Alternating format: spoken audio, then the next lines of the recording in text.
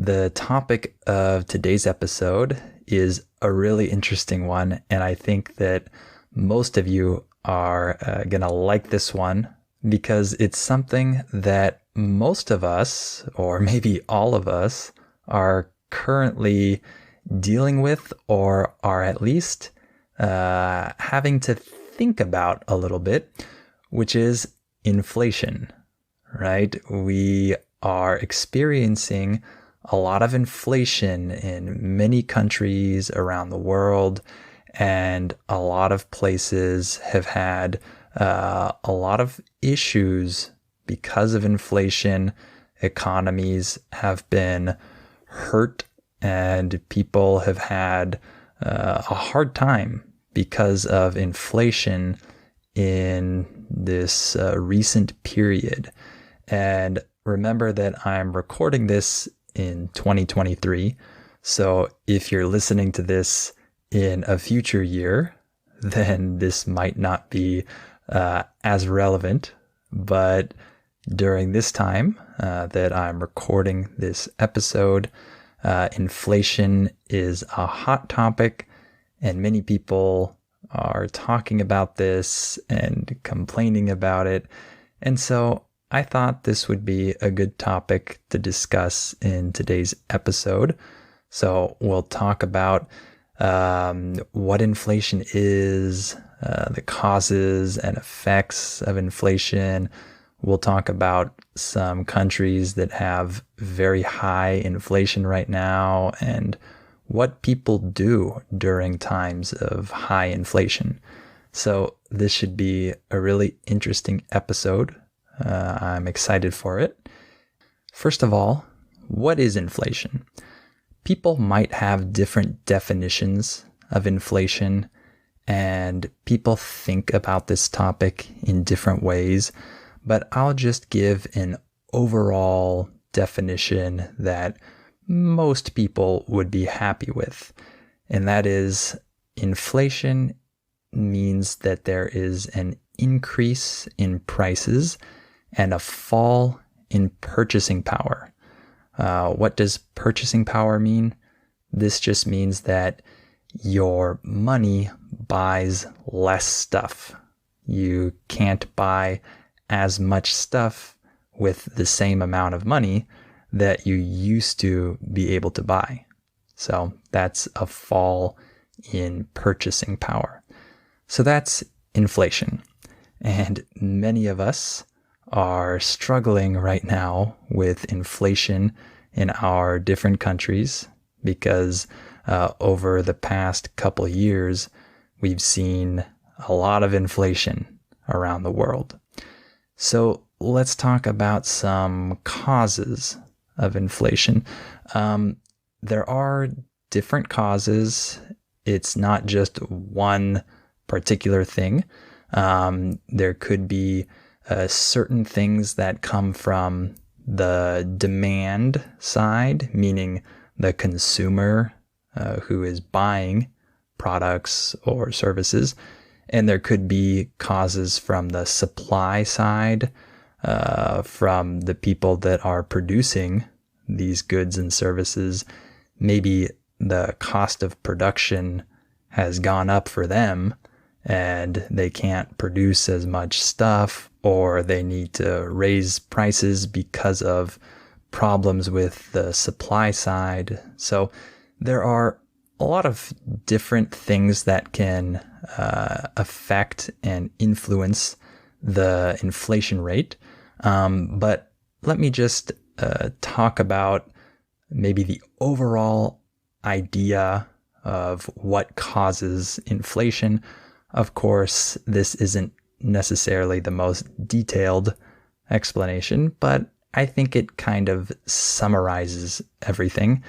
So inflation is caused by having more currency units that are chasing goods and services without a greater increase in production of those goods and services.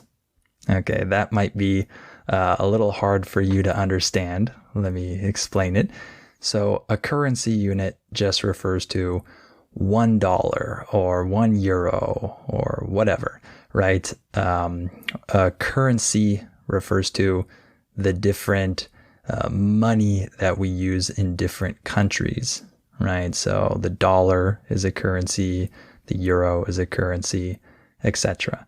So when we have more dollars, for example, in circulation, but we don't have the same increase in the production of goods and services, if there isn't an increase, or if there's a decrease, or if there's an increase but not enough of an increase, this will result in higher prices. It will result in inflation.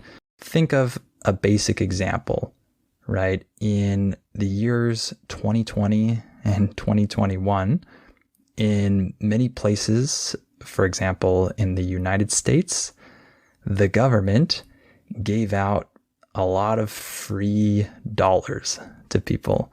A lot of people received stimulus checks, and there were other forms of stimulus that produced more dollars, more of these currency units, right? However, this didn't increase the amount of goods and services that were created. And so we had more dollars, but we didn't necessarily have more goods and services. So people might have felt richer because suddenly they had more money in their bank account. However, when you just increase the money supply, that simply means that prices will go up because now there is more money in the system that is chasing the same amount of goods and services. So that makes the price of these things go up. That's just logic, right? So that's what happens when you suddenly increase the currency and there are more dollars or more euros. It makes prices go up, right?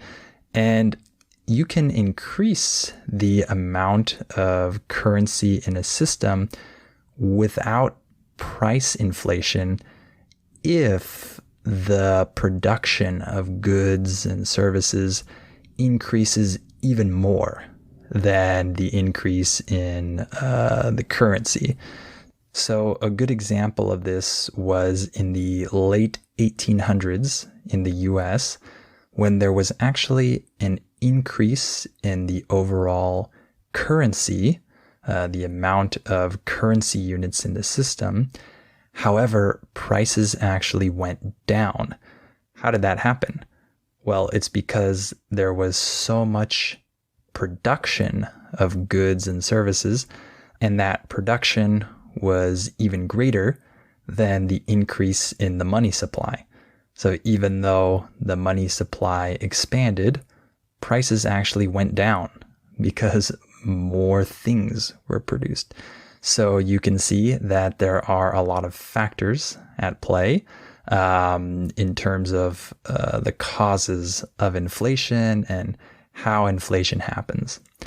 Let's talk about the effects of inflation now.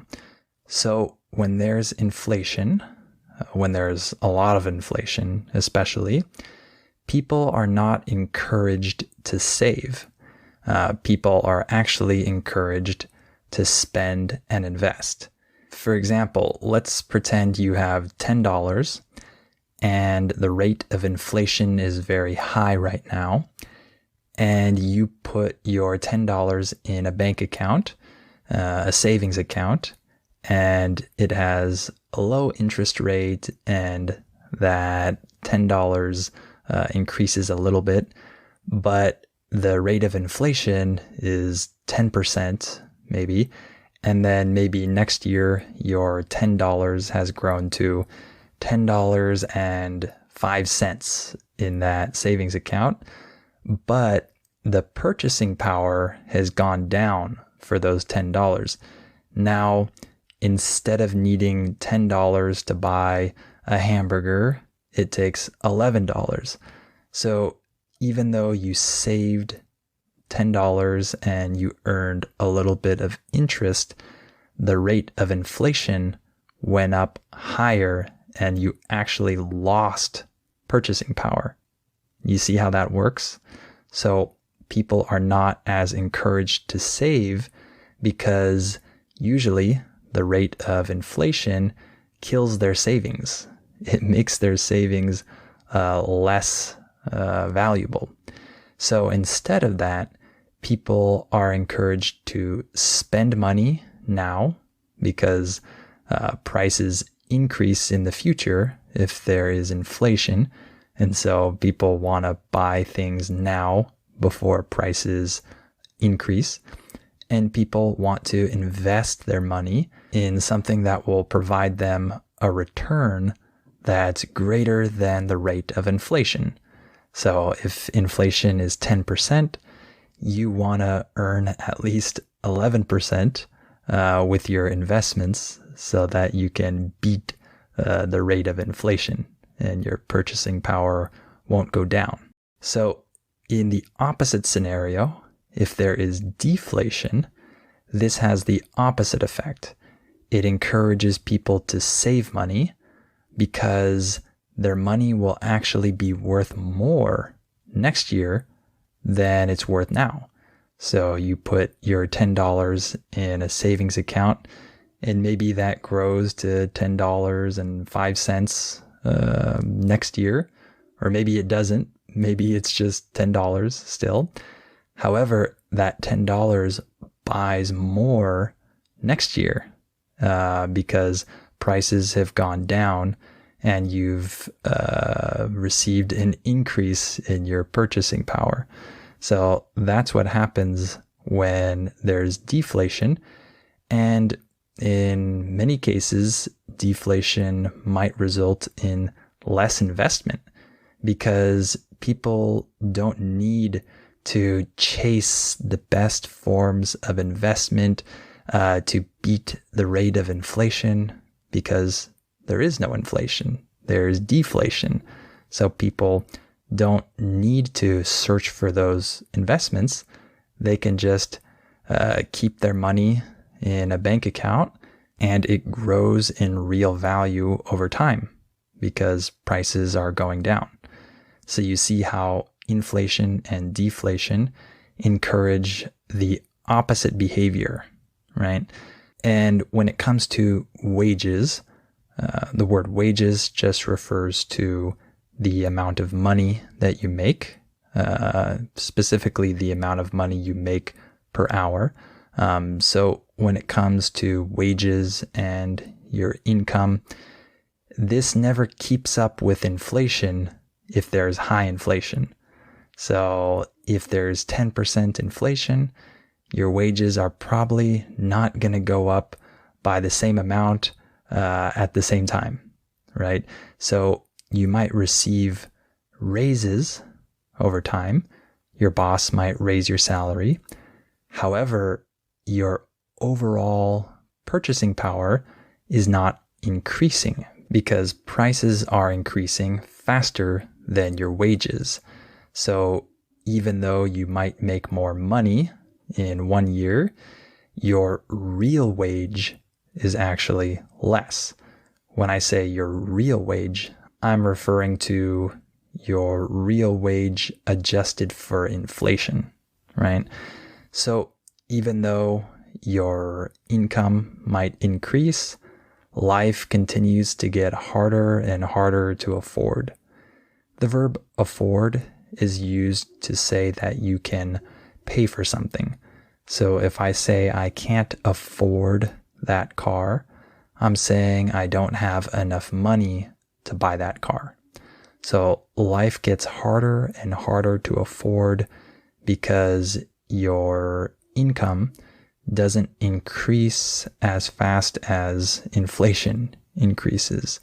And another reason why life gets harder to afford is because interest rates often rise when we have high inflation. And so, for example, it might be a lot more expensive to get a loan from the bank or to pay back money that you've borrowed.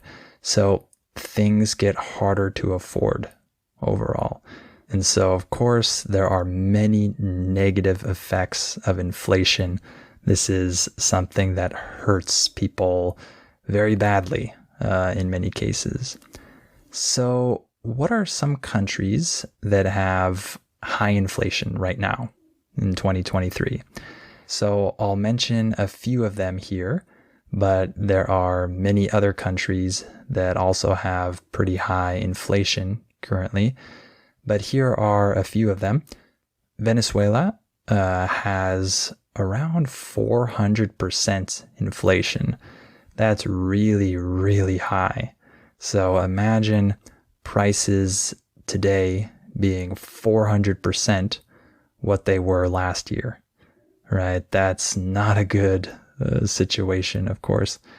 In the country of Lebanon, recently there was over 250% inflation, really, really high.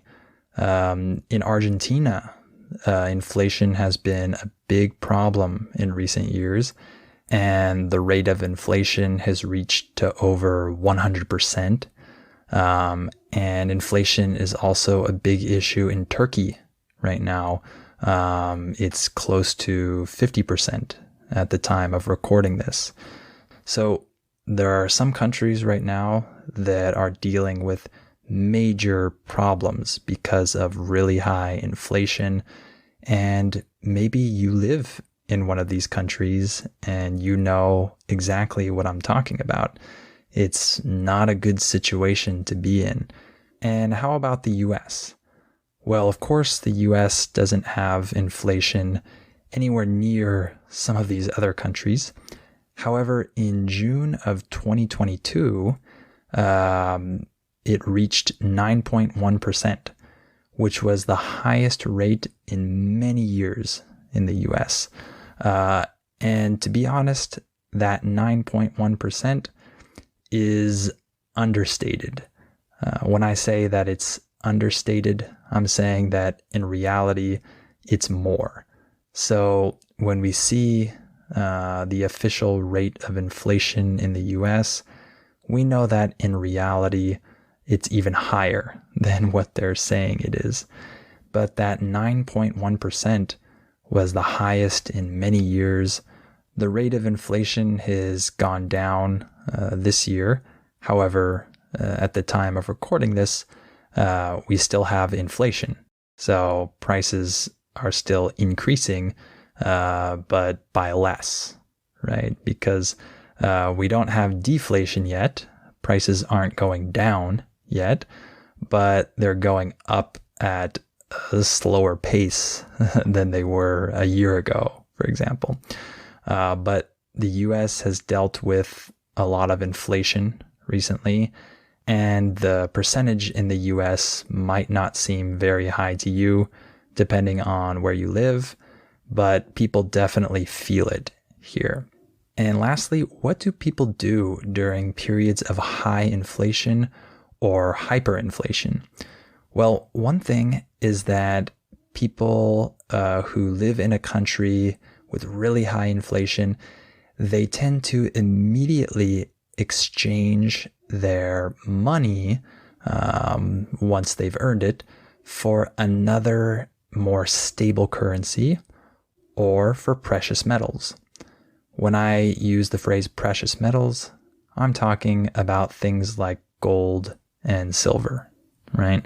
So, for example, in Turkey right now, if people receive their income in the local currency, they might try to immediately exchange that for US dollars or for euros or for gold, for example, so that they don't lose purchasing power, so that their money doesn't deteriorate by tomorrow or next week.